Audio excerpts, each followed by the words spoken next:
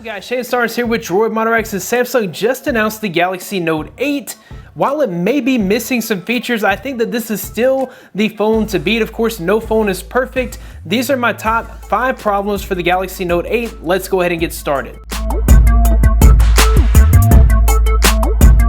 So of course, the first thing that most people will complain about when it comes to the Note 8 has to be the price. I just finished pre-ordering my Galaxy Note 8. The final bill was $1,089. Now you have to take into consideration this is Samsung's best of the best flagship device, and you're going to pay a premium for features like an infinity display, an S Pen, a Snapdragon 835 processor, 6 GB of RAM, and a dual lens camera setup. Certainly you can find cheaper phones on the market, but will they be able to measure up with the Note 8? If you're not willing to spend over $1,000 on a flagship phone, you can always pick up the Samsung Galaxy S8 Plus.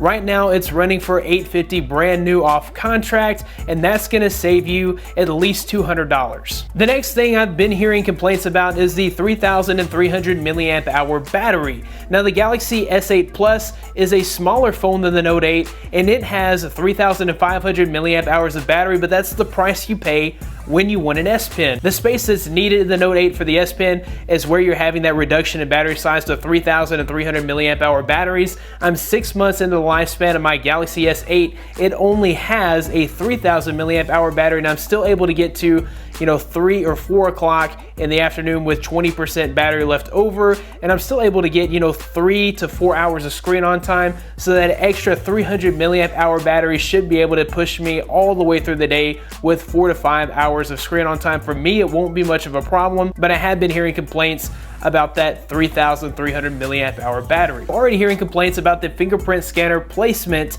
on the Note 8. Yes, it's placed basically in the same exact spot as it was placed on the S8 and S8 Plus. That's to the right side of the camera. It won't be an issue for me. Anyone that doesn't have experience with that fingerprint scanner placement will have to get used to it. It's a learning curve, but in my experience, it's not been much of an issue. The biggest issue for me on the Note 8 has to be the fact that it's covered in Gorilla Glass 5. Now, on the surface, Gorilla Glass 5 looks great because it has some innovations in drop protection and shatter protection. So when you drop your phone, even onto a rough surface, you generally don't have to worry about the screen shattering, which is awesome, but the Gorilla Glass 5 is more prone to scratching. I was really hoping that we would see something different than Gorilla Glass 5 on the Note 8. I've only had my S8 for a few months, and it has already got tons of scratches.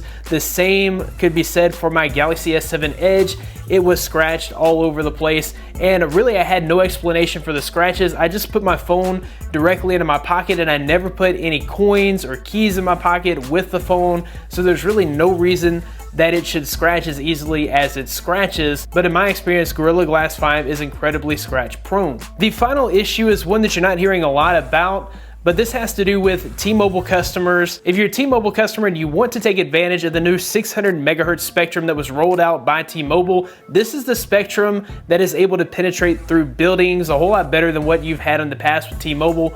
You won't be able to take advantage of that with the Note 8 because it is not LTE 71 band compatible, which means that you'll have basically the same kind of coverage that you've had in the past with T-Mobile devices, but you won't have that extra benefit of having great reception inside buildings. That new 600 megahertz frequency also travels further, which means that T-Mobile will work in more areas, including outside of metropolitan areas. In rural areas, it's gonna work a whole lot better, but not if you have the Note 8 because it doesn't take advantage of that lower frequency. As you guys can see, not even the Galaxy Note 8 is a perfect device. No device is. If you can live with these minor problems, then you'll be able to find yourself happy with the Galaxy Note 8. And like I said earlier, I've already pre-ordered my device. I can't wait to get it in. As soon as I have it, I'll have some hands-on videos with it. I'll also have a full review later on, so be sure that you're subscribed for that. You can find more of me at droidmodelx.com. Follow me on Twitter. Thanks guys for watching. Be blessed. I'll see you in the next one.